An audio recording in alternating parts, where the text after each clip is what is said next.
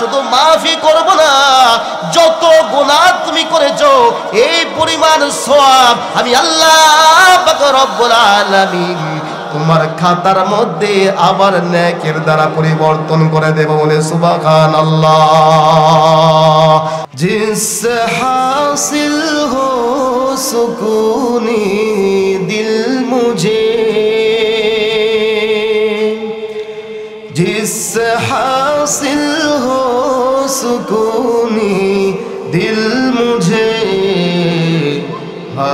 ज़रा उस यार की बातें सुना,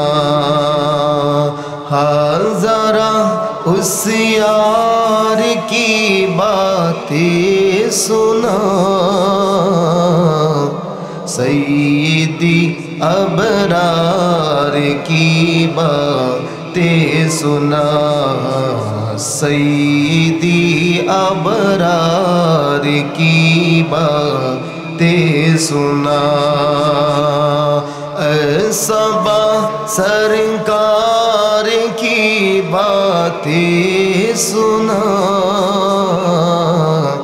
सैयदी अबरार की बातें सुना, सैयदी अबरार की बातें सुना।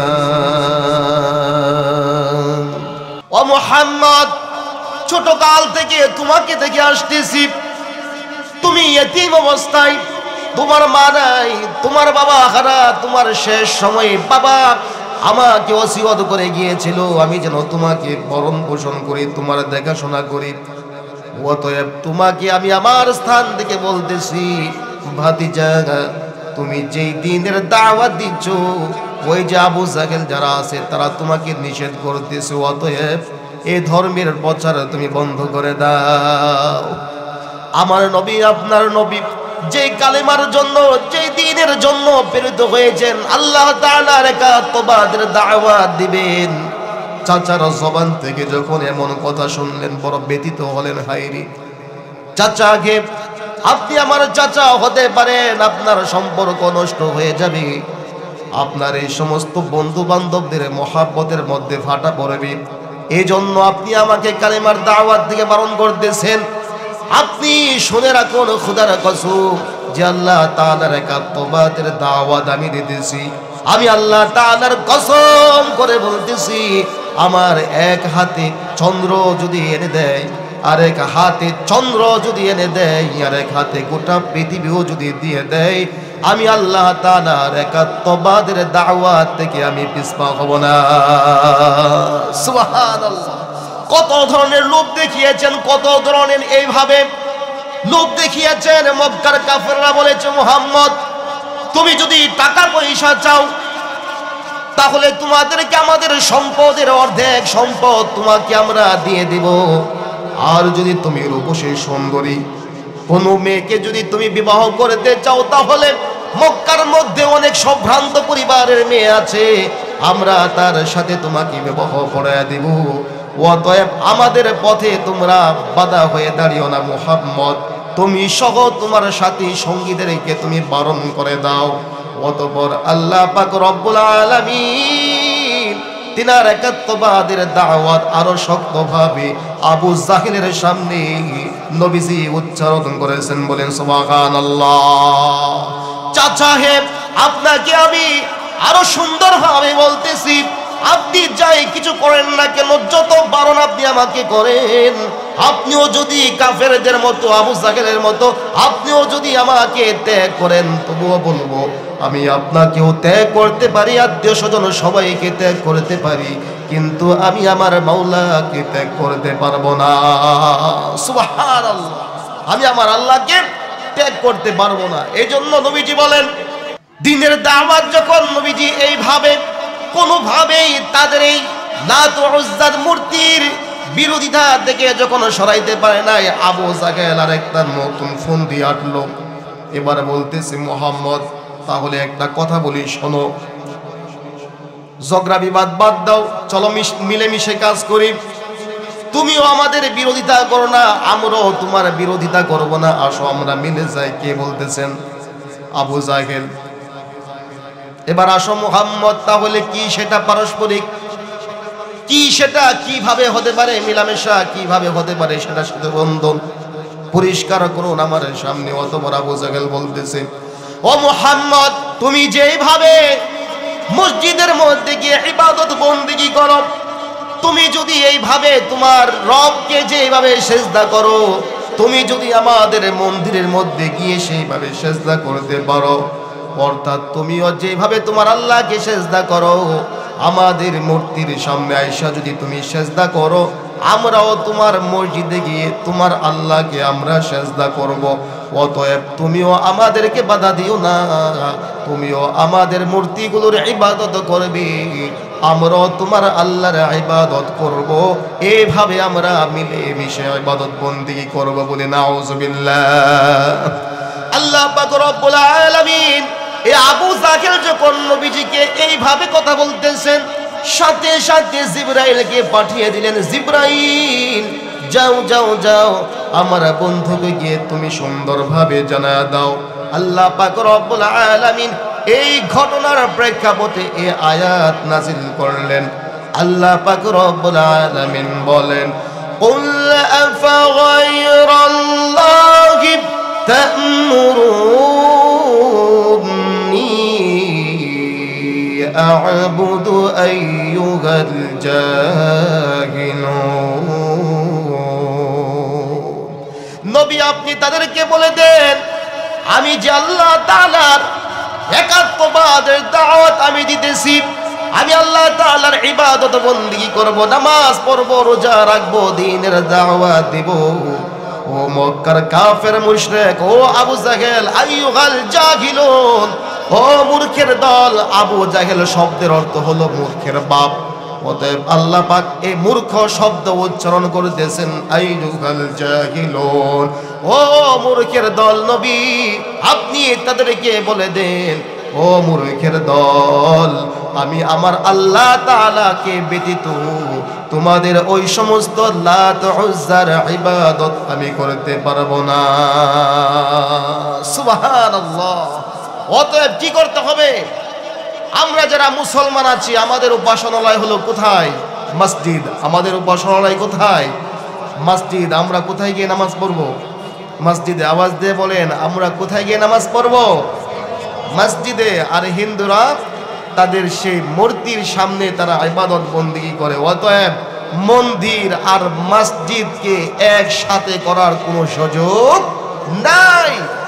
যে মূর্তি ভাঙার জন্য নবীজি সাল্লাল্লাহু আলাইহি ওয়াসাল্লাম পৃথিবীতে এসেছেন, যখন কাবা ঘরের মধ্যে নবীজি যখন ফতহে মক্কা, যখন মক্কা ফতহ হয়েছিল, মক্কা যখন বিজয় হয়েছিল, নবীজি সে কাবা ঘরের মধ্যে ঢুকে নিজ হাতে 360টি মূর্তি ভেঙেছে। সুবহানাল্লাহ বলি, আওয়াজ দিয়ে বলি সুবহানাল্লাহ। নবীজি নিজ হাতে এইভাবে মূর্তিগুলোকে তছনছ করলেন, ভেঙে দিলেন, আর নিজে এই আয়াতটি পড়তেছিলেন, ও কুল জাআল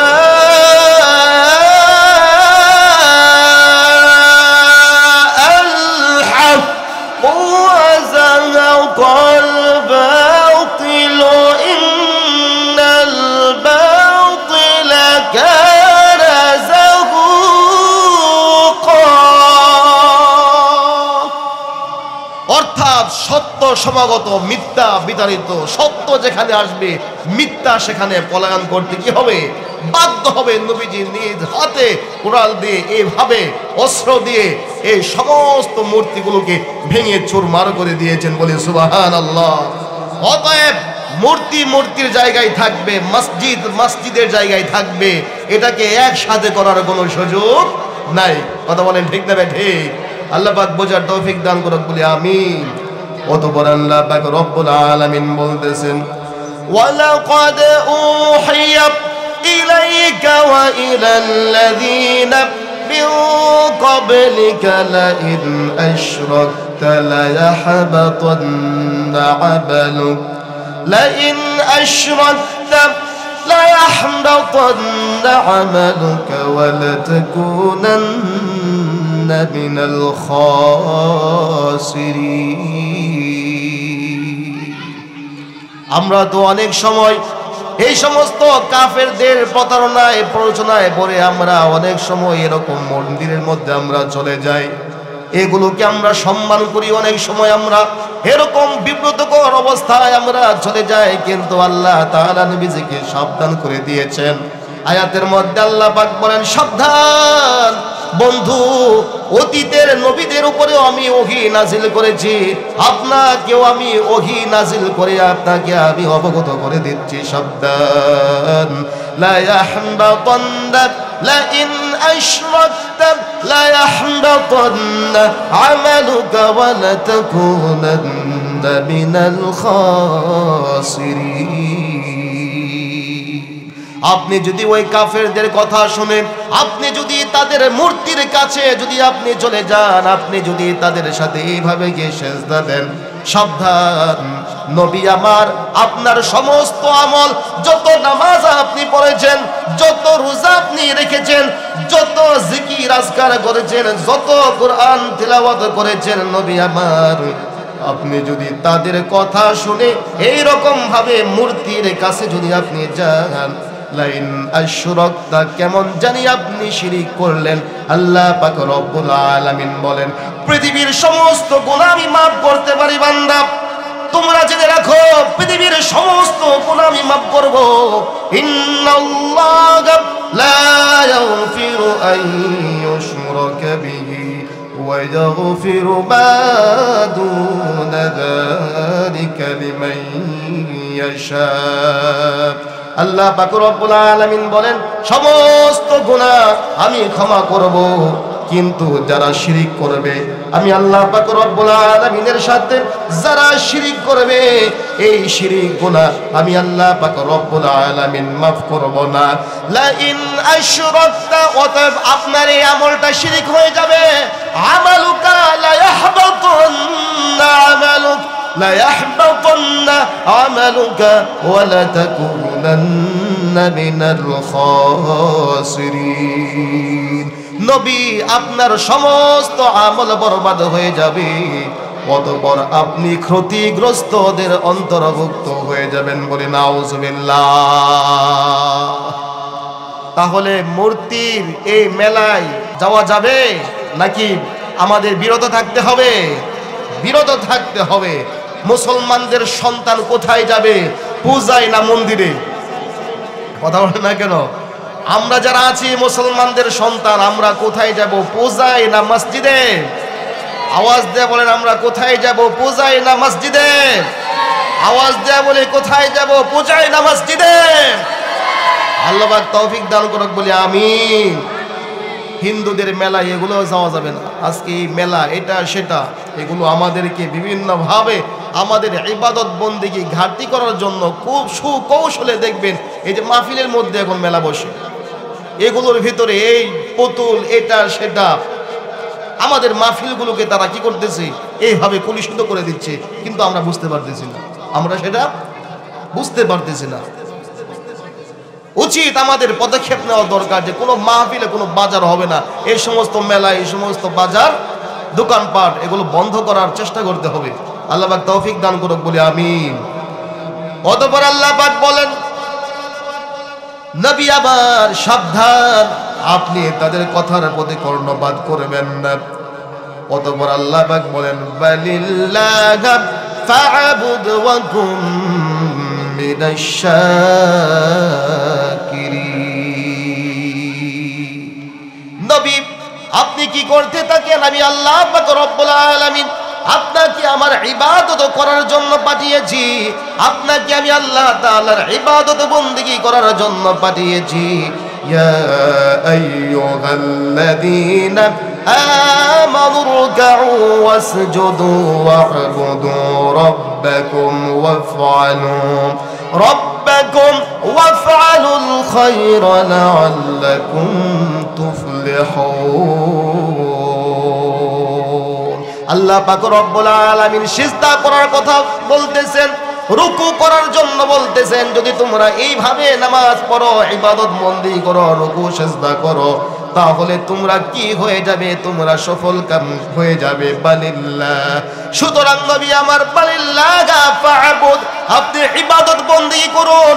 ওই সমস্ত মূর্তি পূজার কাছে যাবেন না, মূর্তির কাছে যাবেন না, আবু জাহেলদের কথা শুনবেন না। বালিল্লাহ ফা'বুদ, আমি আল্লাহ তাআলার ইবাদত বন্দেগী আপনি করুন। ওয়া কুম মিনাশ শাকিরিন, আপনি শাকিরিনদের অন্তর্ভুক্ত হয়ে যাবেন। বলে সুবহানাল্লাহ। অতএব আমরা জান্নাতে যেতে চাই না জাহান্নামে যেতে চাই? আওয়াজ দিয়ে বলি, আমরা জান্নাতে যেতে চাই না জাহান্নামে যেতে চাই? এই পৃথিবী একদিন ধ্বংস হয়ে যাবে, কথা বলেন ঠিক কিনা? পৃথিবী থাকবে না, শেষ হয়ে যাবে। আওয়াজ দিয়ে বলেন, পৃথিবী থাকবে না, পৃথিবী ধ্বংস হয়ে যাবে। এ পৃথিবী ধ্বংস হয়ে যাবে। পৃথিবীর মধ্যে যত ক্ষমতাধর শক্তিশালী বাদশা ছিল, ফেরাউন, নমরুদ বলেন যারা ছিল, এরকম ক্ষমতার দাপট যারা দেখিয়েছে সবাই শেষ হয়ে গেছে। আল্লাহ পাক রব্বুল আলামিন বলেন ওয়াল আরদু জামিআন কবদতুহু ইয়াওমাল কিয়ামাতি ওয়াস সামাওয়াতু মাতফিয়াতুম বিয়ামিনি সুবহানাহু ওয়া তাআলা আম্মা ইউশরিকুন।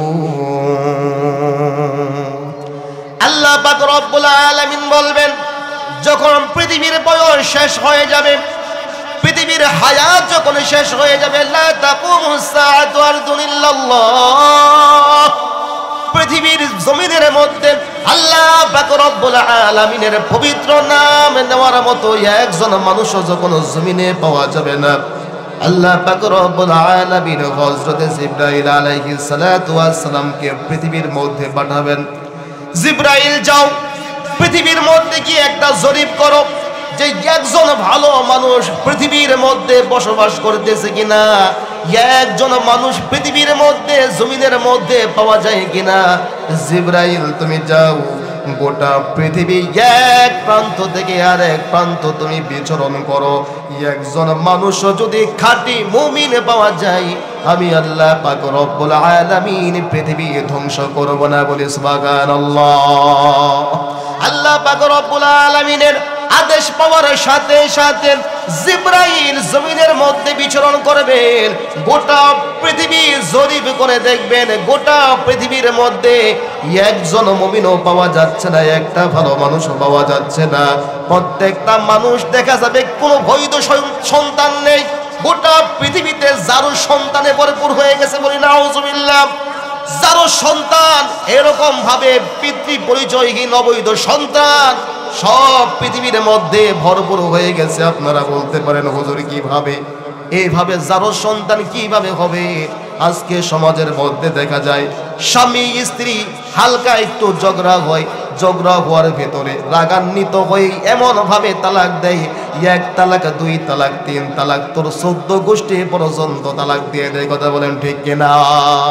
এইভাবে তালাক দিয়ে দেয়। আবার একদিন দুই দিন গ্রাম্য সালিশ মাতাব্বর একসাথে বসে যে রাগের মাথায় এক কথা বইলা ফেলাইছে, এটা মনে ধরো না, এটা কিছু হবে না, যাও রাগের মাথায় এক কথা বইলা ফেলছে, সমস্যা নাই, এগুলো ঠিক হয়ে যাইব।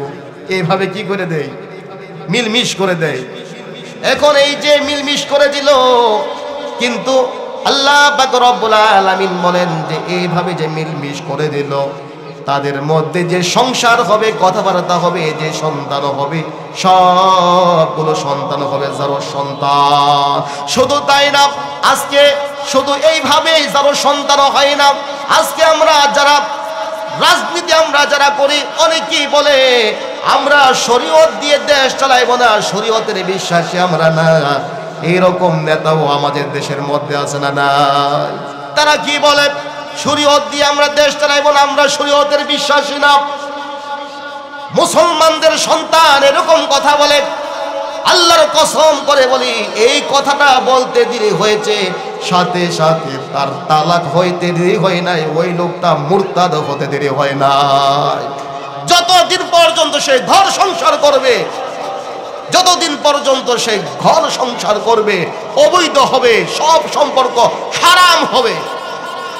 আজকে দেশের শীর্ষস্থানীয় একজন এরকম নেতা, আমরা যার পিছনে হাজার হাজার কর্মী যাদের অনুসরণ করি, ধিক্কার তাদের জন্য, শত ধিক্কার, আফসোস যে এই সমস্ত মানুষদের জন্য আমরা আমাদের সময় ব্যয় করি, আমরা আমাদের শ্রম, আমাদের সময়কে তাদের জন্য আমরা বিলিয়ে দেই। একদিন আফসোস করবেন কোথায় সময় কাটাইলাম, কার পিছনে দৌড়াইলাম। একদিন আপনার বুঝে আসবে কোথায় এই মূল্যবান সময় কাটাইলাম। আল্লাহ পাক বোঝার তৌফিক দান করে বলে আমিন। এইভাবে কি হয়ে যাবে, গোটা পৃথিবীর বুকে যারো সন্তান বড় বড় হয়ে যাবে। আল্লাহ পাক রব্বুল আলামিন বলবেন, জিবরাইল কি করো, পৃথিবীর মধ্যে জরিপ লাগাও। জিবরাইল দেখবেন একজন বৈধ সন্তানও পাওয়া যাচ্ছে না। অতঃপর আল্লাহ পাক রব্বুল আলামিন ইসরাফিল আলাইহিস সালাতু ওয়াস সালামকে ডাক দিবেন, ও ইসরাফিল, তোমাকে যে দায়িত্বে আমি নিয়োজিত করেছি, জিবরাইলের দায়িত্ব হলো ওহী নাযিল করবে, আর মিকাইল মেঘ বৃষ্টি পরিচালনা করবে, আজরাইল জান কবজ করবে। আর হযরতে মিকাইল আলাইহিস সালাতু ওয়াস সালাম এরকম ভাবে আল্লাহ তাআলার আদেশের অপেক্ষায় অপেক্ষমান আছে। আল্লাহ পাক আদেশ দিতে দেরি হবে, সিংহার মধ্যে ফুৎকার দিতে দেরি হবে না। বলেন সুবহানাল্লাহ। আল্লাহ পাক রব্বুল আলামিন আদেশ করবেন, ইসরাফিল সিংহার মধ্যে ফুৎকার দাও। সিংহার মধ্যে ফুৎকার দেওয়ার সাথে সাথে পৃথিবী ধ্বংস হয়ে যাবে। ইদাস সামাউ ফাতারাত ওয়া ইদাল কাওয়াকিবু ইনতাসারাত ওয়া ইদাল বিহারু ফুজ্জিরাত ওয়া ইদাল কুবুরু বাসিরাত।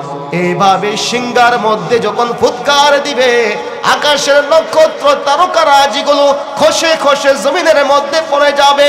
পাহাড়গুলো এইভাবে তোলার নেই উঠতে থাকবে, পাহাড়গুলো এভাবে ঘূর্ণিপাক খাবে, পাহাড়গুলো এইভাবে শূন্যে ভাসতে থাকবে।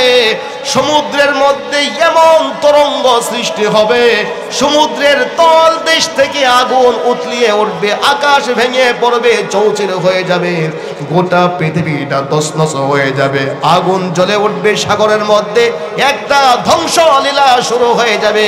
সব মাখলুকাত যখন মৃত্যুবরণ করবে, সব কিছু যখন ধ্বংস হয়ে যাবে, আল্লাহ পাক রব্বুল আলামিন আজরাইলকে ডাক দিবেন, ও আজরাইল, আর কে জীবিত আছে? আজরাইল বলবেন, আল্লাহ, আপনার আরশ বহনকারী 8 জন ফেরেশতা যারা জীবিত আছে। আল্লাহ পাক বলবেন, যাও আমার আরশের যে 8 জন ফেরেশতা যারা আমার আরশে আজিম বহন করে আছে, তাদের জানটা তুমি কবজ করে আসো। আজরাইল তাদের জান কবজ করে নিয়ে আসবে। অতঃপর বলবে, আর কে জীবিত আছে? এবার আজরাইল বলবে, আল্লাহ, একমাত্র তুমি জীবিত আছো, আর আমি আজরাইল জীবিত আছি। আল্লাহ পাক রব্বুল আলামিন বলবেন, একমাত্র আমি আল্লাহ, আমি হলাম চিরঞ্জীব, আমার কোনো মৃত্যু নাই। অতএব আমি ছাড়া যত মাখলুকাত ছিল রে, সমস্ত মাখলুকাত মৃত্যুবরণ করতে হবে। ও আজরাইল, তুমিও যেহেতু আমার একজন মাখলুক, আমার একটা সৃষ্টি, আজরাইল তুমিও এই মুহূর্তে মৃত্যুবরণ করা। বলি সুবহানাল্লাহ। আরশের মালিক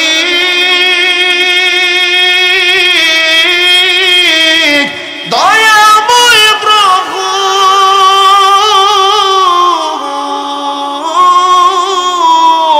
এইভাবে আজরাইলকে আদেশ দিতে দেরি হবে।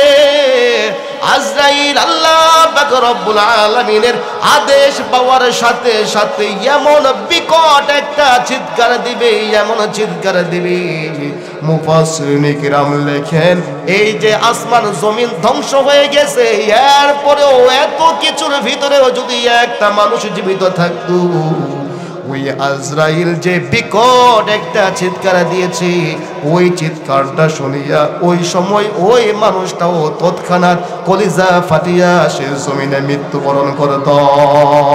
সুবহানাল্লাহ। আজরাইল এমন বিকট ভাবে সে চিৎকার দিবে, চিৎকার দেওয়ার সাথে সাথে তার কলিজা ফাটিয়া যাবে, তৎক্ষণাৎ সে মৃত্যুবরণ করবি। আওয়াজ দিয়া বলেন, এখন একমাত্র একজন জীবিত আছে, আওয়াজ দিয়া বলেন তিনি কে? আওয়াজ দিয়া বলেন তিনি কে? কেউ আর থাকবে না, সবাই ইন্তেকাল করেছে, সবাই মরে গেছে, সবাই মৃত্যুবরণ করেছে। একদিন নয়, 2 দিন নয়, আল্লাহ পাক রব্বুল আলামিন বলেন এইভাবে 1 বছর না, 2 বছর না, 40,000 বছর পর্যন্ত এইভাবে সব নিস্তব্ধ হয়ে থাকবে। আমার আল্লাহ পাক রব্বুল আলামিন তিনি একাকী বসবাস করবেন, বলে সুবহানাল্লাহ। থুম্মা নুফিখা ফীহি উখরা ফাইযা হুম কিয়ামুন ইয়ানজুরুন। আগে আল্লাহ পাক রব্বুল আলামিন বলেন যখন কোনো কিছুই থাকবে না, সব নিস্তব্ধ, এভাবে 40,000 বছর এরকম ভাবে কোনো কিছুই থাকবে না, আল্লাহ পাক রব্বুল আলামিন একক থাকবেন। এইভাবে আল্লাহ তাআলা এইভাবে চেয়ারের মধ্যে বসা থাকবেন, এইভাবে বসা থাকবেন, আল্লাহ পাক ভাববেন। আর আল্লাহ তাআলা বলবেন, কোথায় দুনিয়ার মানুষ, কোথায় তোমাদের ক্ষমতা, কোথায় তোমাদের বাহাদুরি? যারা ক্ষমতার অপব্যবহার করেছ, ক্ষমতা পাকাভুক্ত করার জন্য মানুষের বুকে গুলি চালিয়েছ, কথা বলেন ঠিক কিনা? ক্ষমতার বাহাদুরি দেখাইছ, যারা মাজলুম মানুষের উপর জুলুম করেছ, আধিপত্য বিস্তার করেছ। তোমাদের অনেক স্বপ্ন ছিল, অনেক দিন তোমরা জীবিত ছিলা, অনেক বাহাদুরি দেখে আছো। এই কোথায় ফেরাউন, নমরুদ? ফেরাউন কত বাহাদুরি করেছ, আমার জমিনের মধ্যে তুমি নিজেকে রব দাবি করেছ। নমরুদ তুমি কি করেছো? আকাশের মধ্যে তীর নিক্ষেপ করেছো। আল্লাহ পাক আকাশের এই তীরের মধ্যে একটু রক্ত মেখে দিয়েছে। রক্ত যখন জমিনে আসলো, নমরুদ বলে কি হয় রে, আমরা আকাশবাসীকেও আমরা শেষ করে দিয়েছি, জমিনের মধ্যেও আমাদের চাইতে ক্ষমতাশীল আর কেউ না, অতএব আমরাই হলাম সবচেয়ে বড় ক্ষমতাধর, বলি নাউজুবিল্লাহ। আমার আল্লাহ পাক রব্বুল আলামিন ডাক দিয়া বলবেন, কোথায় তোমাদের ক্ষমতা, কোথায় তোমাদের বাহাদুরি? কেউ কোনো প্রতি উত্তর দিবে না, নিস্তব্ধ গোটা পৃথিবী, গোটা জমিন। আল্লাহ পাক রব্বুল আলামিন নিজেই তখন জবাব দিবেন, লিমানিল মুলকুল ইয়াউম লিল্লাহিল ওয়াহিদিল কাহ্হার।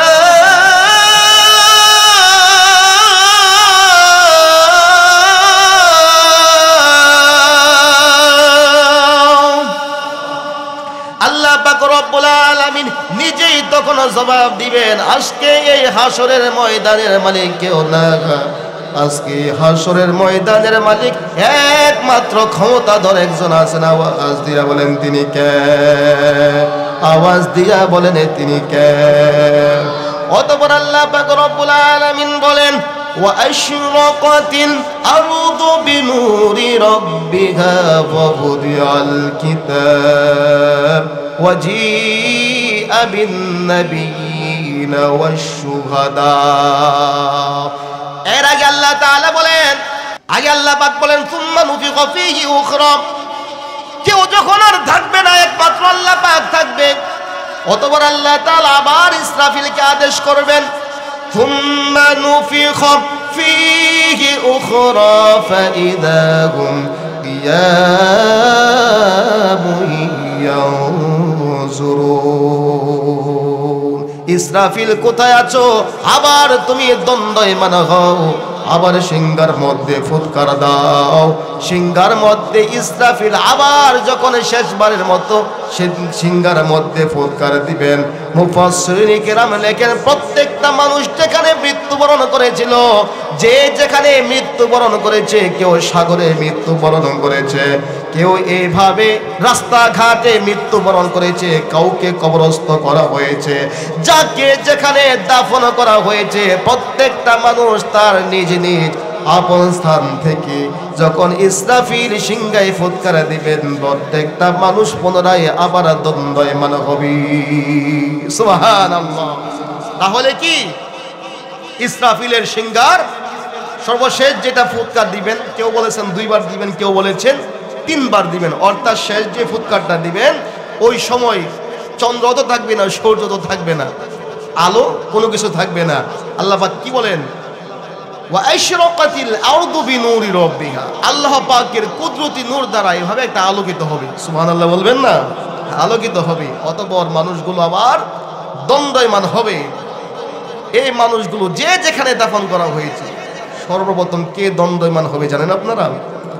সর্বপ্রথম কিয়ামতের ময়দানে কে দণ্ডায়মান হবে, কে দাঁড়াইবে জানেন আপনারা?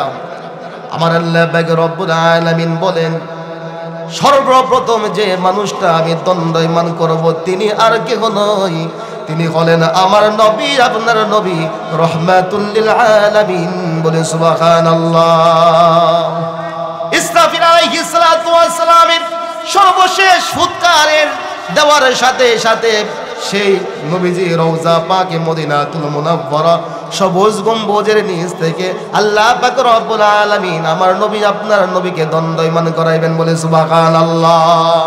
নবীজি দণ্ডায়মান হবে, ডাক দিবে, কোথায় আবু বকর? ডান দিকে নবীজির বন্ধু আবু বকর শাহিদ।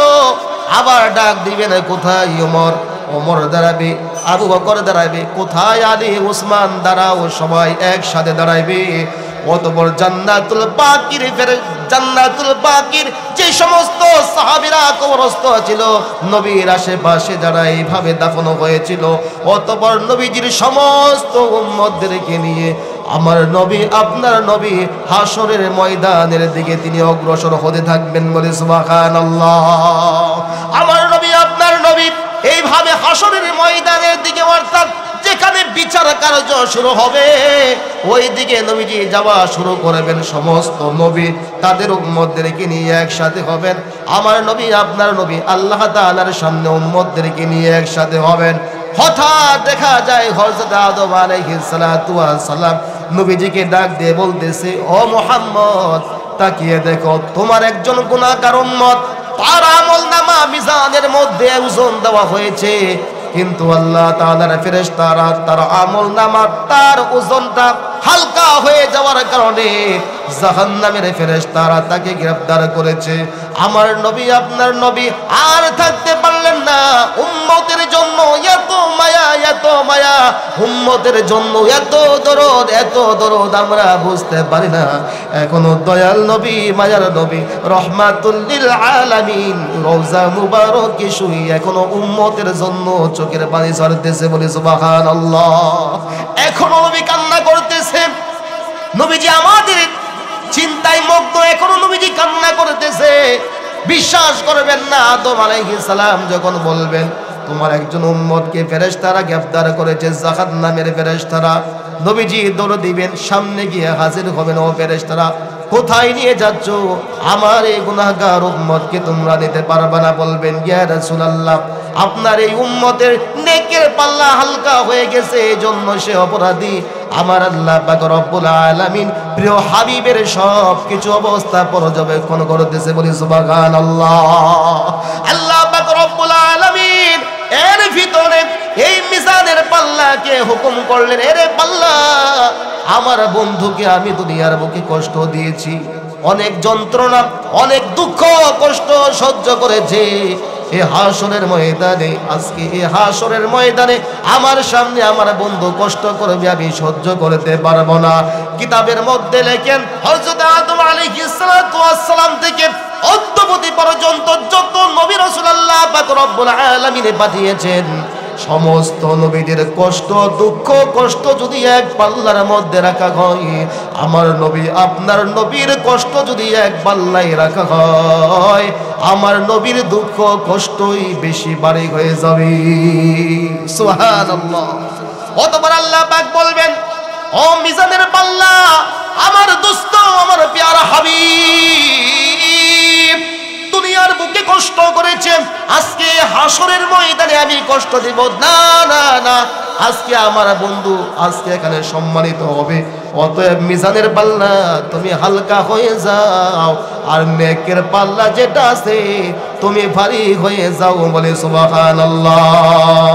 আমার আল্লাহ পাক রব্বুল আলামিন নবীজিকে জানায়া দিবেন, নবী গো আবার আপনি কি করেন, আপনার এই গুনাহগার উম্মতের নেকের পাল্লা গুনাহের পাল্লা উভয়টা আপনি আবার একরকম ভাবে ওজন দেন। ওজন যখন দেওয়া শুরু করবে এবার নবীজির সামনে, নবীজি দেখবে হায়রে গুনাহগার উম্মত, এখন নেকের পাল্লা ভারী হয়ে গেছে, গুনার পাল্লাটা হালকা হয়ে গেছে। বলে সুবহানাল্লাহ। আমার নবী, আপনার নবী দৃশ্যটা দেখে বড় আনন্দিত হবেন, খুশি হবেন। ওই নবীজি গুনাহগার উম্মতকে এই জাহান্নাম থেকে মুক্ত করে জান্নাতের ভিতরে প্রবেশ করাইবেন। বলে সুবহানাল্লাহ। যেই নবী উম্মতের জন্য এত মায়া, যেই নবী উম্মতের জন্য এত দরদ, বলুন সেই নবীর উম্মতের জন্য এত মায়া, এত দয়া, আমার আল্লাহ তাআলা বান্দার প্রতি দয়া মায়া আছে না নাই? আওয়াজ দিয়া বলেন, বান্দার প্রতি আল্লাহ তাআলার দয়া মায়া আছে না নাই? নবীজির কত মায়া! আল্লামা শেখ সাদি লিখছেন যে 100 ভাগ দয়া মায়ার মধ্যে 99 ভাগ দয়া মায়া আল্লাহ পাক তিনার কাছে রেখে দিয়েছেন। সুবহানাল্লাহ বলবেন না? আল্লাহ তাআলার কাছে রেখে দিয়েছেন। আর এক ভাগ, এই এক ভাগের মধ্যে আবার 99 ভাগ মায়া দয়া দিছে আমার নবীজির অন্তরে। বলে সুবহানাল্লাহ। আর এই এক ভাগ সারা মাখলুকাত, সৃষ্টিরাজি যারা আছে তাদের ভেতরে আল্লাহ পাক বন্টন করে দিয়েছেন। তাহলে আমার নবী, আপনার নবীর এক ভাগ মায়া যদি এরকম হয়, আর 99 ভাগ মায়া আল্লাহ তাআলা বান্দার জন্য রেখে দিয়েছেন। সুবহানাল্লাহ বলবেন না আপনারা? আওয়াজ দিয়া বলে সুবহানাল্লাহ। আল্লাহ পাক আমাদেরকে মুসলমান বানিয়েছেন জাহান্নামে দেওয়ার জন্য না জান্নাতে দেওয়ার জন্য? আমরা কোথায় যেতে চাই, জান্নাতে না জাহান্নামে?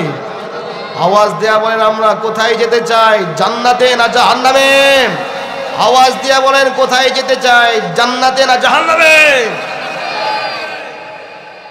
আল্লাহ পাক রব্বুল আলামিন বলেন, বান্দারে পাহাড় পরিমাণ গুনাহ যদি তোমার আমল নামার মধ্যে হয়ে যায়, তুমি নিরাশ হবে না। আল্লাহ তাআলা বলেন قل يا عبادي الذين أسرفوا على أنفسهم لا تقنطوا من رحمة الله। আয়াতের তাফসীরের মধ্যে চমৎকার একটা ঘটনা বুখারী শরীফের মধ্যে লম্বা হাদিস নিয়ে এসেছেন। আল্লাহ পাক রব্বুল আলামিনের এক বান্দা জিন্দেগিতে কোনোদিন নামাজ পড়ে নাই, জিন্দেগিতে কোনোদিন সে ইবাদত বন্দেগি করে নাই, রোজা রাখে নাই, নামাজ পড়ে নাই, হজ করে নাই, যাকাত দেয় নাই, দান খয়রাত করে নাই, এমন একজন মানুষ। এবার তার শেষ বয়স 70-80 বছর হয়ে যাবে, এরকম বৃদ্ধ বয়স্ক বার্ধক্যে উপনীত শেষ সময় যখন তার চলে এসেছে, এবার সে বলতেছে তার 4 জন সন্তান ছিল, সন্তানদেরকে সে নসিহত করতেছে, আমার সন্তানেরা আসো আসো, আমার মাথার শিওরে বসো, আমি তোমাদেরকে ওসিয়ত করব। সন্তানেরা আমার হায়াতের জিন্দেগি শেষ, তোমাদেরকে আমি ওসিয়ত করে যাচ্ছি, আমার যখন মৃত্যু হয়ে যাবে আমার লাশটাকে তোমরা দাফন করবা না। কিসের জন্য দাফন করবা না? আমি আল্লাহ তাআলার সামনে কোনো হিসাব দিতে পারবো না। বলে সুবহানাল্লাহ। কারণ এমন গুনাহ করেছি, এমন অপরাধ আমি করেছি, আল্লাহ তাআলার সামনে দাঁড়াইবার মতো মুখ আমার নাই। অতএব তোমরা, আমি যখন মৃত্যুবরণ করব একটা কাজ তোমরা করবা, আমি যখন ইন্তেকাল করব আমার লাশটাকে তোমরা দাফন করবা না। কি করবা? তোমরা আগুনের মধ্যে জ্বালিয়ে পুড়ে সরকার করে দিবা। আমার এই দেহটাকে যখন তোমরা জ্বালিয়ে শেষ করে দিবা, আমার ওই দেহটা কি হয়ে যাবে? এরকম ছাই হয়ে যাবে। আমার এই দেহের ছাইটাকে কয়েকটা ভাগ করবা, এক ভাগ ছাই তোমরা বাতাসের মধ্যে উড়িয়ে দিবা, আরেক ভাগ ছাই পানির মধ্যে তোমরা মিশ্রণ করে দিবা, আরেক ভাগ ছাই তোমরা এই জমিনের নিচে দাফন করে দেবা। কিসের কারণে? যাতে করে আল্লাহ তাআলার সামনে আমার দাঁড়াইতে না হয়, আল্লাহ তাআলা যেন আমাকে খুঁজে না পায়। আপনারা বলেন, আবার আল্লাহ পাক রব্বুল আলামিন ওই বান্দাটাকে আবার কিয়ামতের ময়দানে দাঁড় করাইতে পারবে কি পারবে না? আওয়াজ দিয়া বলেন, পারবে কি পারবে না? আল্লাহ পাক রব্বুল আলামিন বলেন, মিনহা খলাকনাকুম ওয়া ফিহা নুঈদ ওয়া মিনহা নুখরিজুকুম তারাতান উখরা। বান্দারে তোমাদেরকে আমি মাটি দিয়ে সৃষ্টি করেছি, আবার এই মাটির মধ্যে আবার তোমাদেরকে দাফন করা হবে। আবার কাল কিয়ামতের ময়দানে আমি আল্লাহ পাক রব্বুল আলামিন সমস্ত মাখলুকাতকে এই মাটি থেকে আবার পুনরায় দণ্ডায়মান করব বলে সুবহানাল্লাহ। কিন্তু ওই বান্দা মনে করতেছে আমার এই ছাই যখন এইভাবে দাফন করবে, মাটির নিচে পানির সাথে মিশ্রণ করে দেবে, হাওয়ার মধ্যে উড়িয়ে দেবে, আমাকে আর খুঁজে পাবে না। কাফের যারা আছে তারা এই বিশ্বাস লালন করে, তারা বলে কি আমরাও এরকম ভাবে আমাদের দেহটাকে আমরা পুড়িয়ে দেই, ছাই করে দেই। কথা বলেন ঠিক কিনা? হিন্দুরা যারা আছে তাদের দেহ এইভাবে পুড়িয়ে দেয়। এবার আল্লাহ পাক রব্বুল আলামিন এই বান্দাটাকে কাল কিয়ামতের ময়দানে দাঁড় করাইবেন। যখন ওই যে বলেছি ইসরাফিল যখন সিংহার মধ্যে ফুৎকার দিবে, প্রত্যেকটা মানুষ যেখানে তার দেহাংশ, তার এই অঙ্গ প্রত্যঙ্গের প্রত্যেকটা রেণু যেখানে ছড়িয়ে ছিটিয়েছিল, ওই ইসরাফিল আলাইহিস সালাতু ওয়াস সালাম যখন সিংহার মধ্যে ফুৎকার দিবে, সব কিছু একসাথে এরকম ভাবে সুসংগঠিত হয়ে প্রত্যেকটা মানুষ এরকম ভাবে তার তার অবস্থান থেকে মাথাটাই ভাবে ঝাঁকি দিতে দিতে ঝাড়তে ঝাড়তে প্রত্যেকটা মানুষ জমিন থেকে আল্লাহ পাক রব্বুল আলামিন আবার দণ্ডায়মান করবে। সুবহানাল্লাহ। আরশের মালিক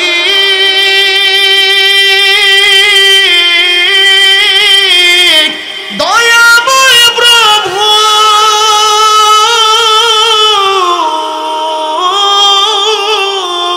এই বান্দাটাকে কাল কিয়ামতের ময়দানে আবার দণ্ডায়মান করবে। আল্লাহ তাআলার সামনে বান্দা যখন হাজির হবে, আল্লাহ পাক রব্বুল আলামিন এই কুরসির মধ্যে সমসীন থাকবেন, এভাবে বসা থাকবেন। আল্লাহ তাআলা এরকম ভাবে বিচার কার্যে বসা থাকবেন। আল্লাহ তাআলার সামনে যাবে, থরথর করে কাঁপতে থাকবে, তার অন্তরের মধ্যে কলিজার মধ্যে ভীত সন্তুষ্ট হয়ে সে কাঁপতে থাকবে। আল্লাহ পাক রব্বুল আলামিন বান্দাকে বলবেন, কিসের কারণে তুমি এরকম করেছো? হেরে বান্দা, তোমাকে আমি 60 বছর 70 বছর 80 বছরের হায়াত তোমাকে আমি প্রদান করেছিলাম, বলো কিসের কারণে তুমি তোমার দেহটাকে পুড়িয়ে ফেলেছো?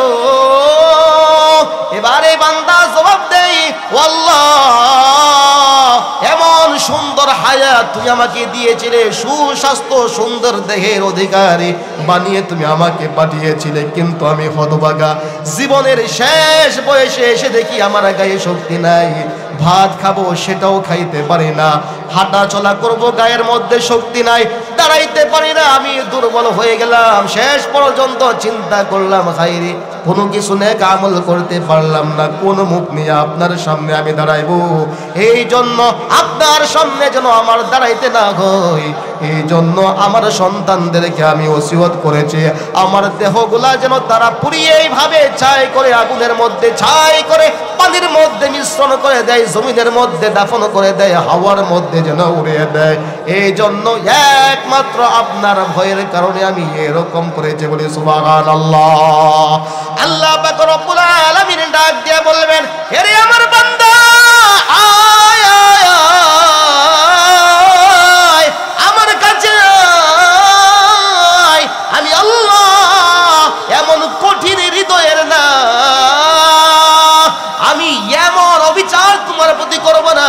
তুমি যেহেতু আমার ভয় নিয়ে এরকম করেছো, আমার কাছে ক্ষমা প্রার্থনা যেহেতু করেছো, এরে বান্দা আয় আয় আয় আমার কাছে আয়।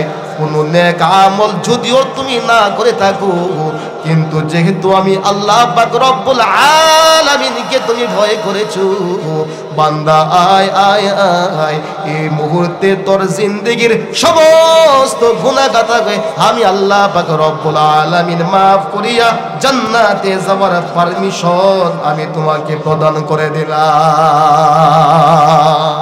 এবার বলেন, আমার আল্লাহ পাক রব্বুল আলামিনের দয়া মায়া আছে না নাই? আওয়াজ দিয়া বলেন, আল্লাহর দয়া মায়া আছে না নাই?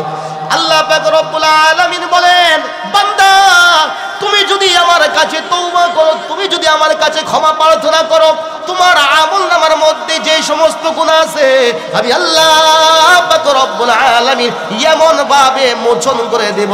কিরামান কাতিবিনা ইয়াফআলুনা মা তাফআলুন। তোমার আমলনামার মধ্যে কিরামান কাতিবিন যে সমস্ত গুনাহগুলো লিখেছিল, তুমি যদি তওবা করো, তুমি যদি মাপ চাও, সমস্ত গুনাহগুলো আমি এমন ভাবে পরিষ্কার করে দেব, ওই কিরামান কাতিবিন তাদের জিহাদের মধ্যেও থাকবে না, খাতার মধ্যে যে লেখা আছে সেই খাতার মধ্যেও থাকবে না। এই জন্য আরেফের উমি বলেন, মিয়ান আশিক মাশুক রামজি কিরামান কাতিবিন রাগব খবর নিস্ত। মিয়ান আশিক মাশুক রামজি কিরামান কাতিবিন রাগম খবর নিস্ত। বান্দা তুমি এইভাবে আমি আল্লাহ পাক রব্বুল আলামিনের কাছে ক্ষমা চাওয়ার কারণে তোমার গুনাহগুলোকে আমি এমন ভাবে মোচন করে দিয়েছি যে কিরামান কাতিবিনরা যারা আছে তারা পর্যন্ত টের পাবে না। বলে সুবহানাল্লাহ। আরশের মালিক